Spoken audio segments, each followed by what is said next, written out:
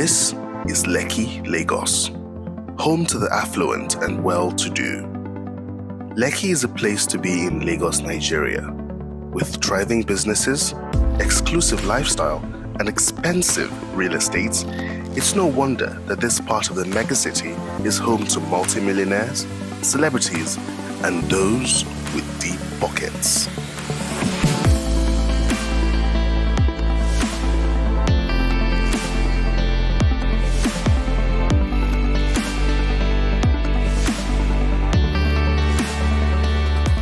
For any resident of Lagos State, Lekki is a place to aspire to live in. Beautiful houses, clubs, beaches, Lagos parties every weekend.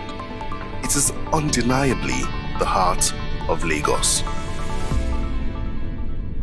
But wait, how much do we really know about Lekki?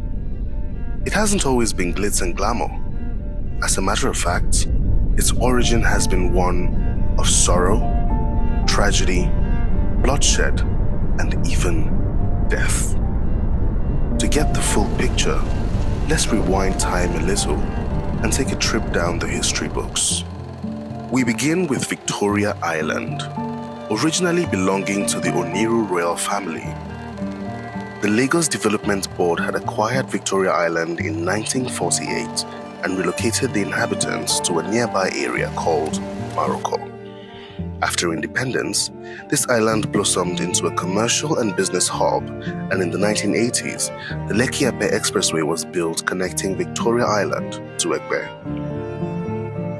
Of course, with roads came development, and the nearby Maroko settlement became a hub for people who wanted to live close to the developing city that Victoria Island had become. However, there was a problem.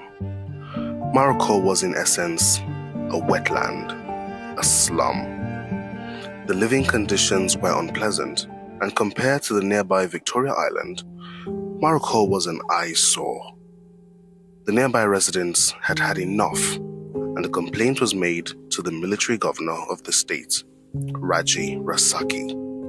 According to the government, the land was 1.5 meters above sea level and was therefore liable to flooding and complete submergence, and that Maroko's total environment was unkempt and dangerous and presented a risk of disease epidemics.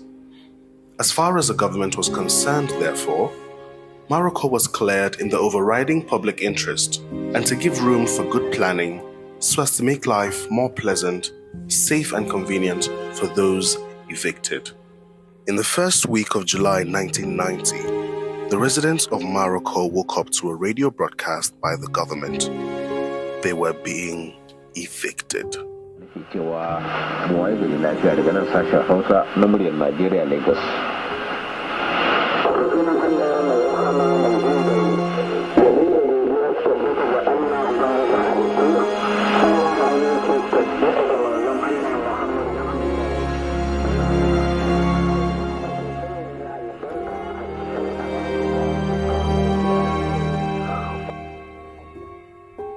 Maroko was to be demolished, and they were given 8 days to pack up and leave.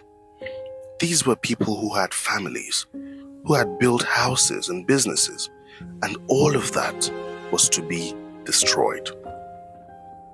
They tried to appeal to the courts, but 7 days later, before the 8 days' notice had even expired, the military stormed Maroko with bulldozers and tore the town down. In what has become known as one of the biggest acts of government-sanctioned displacement in Nigeria, over 300,000 people were forcefully evicted from Maroko that day. The soldiers showed no mercy. Residents were brutalized, several people lost their lives, and there are reports that the women were even raped. But hold on, you might be thinking, was this forceful eviction aimed at urban renewal? Or was this a government-backed land-grabbing exercise? Let's examine some more details. In 1989, former military ruler General Babangida had visited Maroko and promised to bless them with development. Former Premier of the Western region, Obafemi Awolowo, may also have had a role to play in this. The Didiolu estate in Oniru, which belongs to the Awolowo family, is sited in a portion of what used to be Maroko. Legally Ayorinde, the former chief judge of Lagos State at the time, is also alleged to have played a role in subverting justice. He had refused to listen to a plea by the Maroko residents for an extension of the eviction deadline, and then after Maroko had been ruined, he told them that the subject matter had already been destroyed and that they, the evictees, had no case. Today, Legally Ayorinde Street is named after him. He's also a landowner in the area that was once Maroko.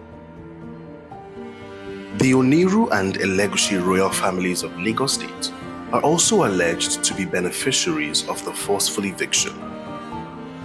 In the 90s, Nigeria was still swimming in oil revenue. Many millionaires and billionaires were coming into money, and so they needed to live in or around the highbrow area of Victoria Island. And so Victoria Island had to be expanded to accommodate these wealthy people, even if it meant displacing over 300,000 others. It was a case of the rich versus the poor, and the rich won. The displaced residents were relocated to parts of Ilasan and Ikota, where they still live to this day in dilapidated houses and deplorable conditions. Many of them never received any settlement from the government. They are still fighting for some form of compensation, even till this day. What was once known as Maroko has been transformed into the areas comprising Oniru and Lekki. The slums are gone and have been replaced by beautiful structures, shiny new buildings. What was once a slum is now the hub of lifestyle and recreation for the nouveau rich. But the next time you visit Lekki, spare a thought for those who lost their homes and livelihoods in Maroko.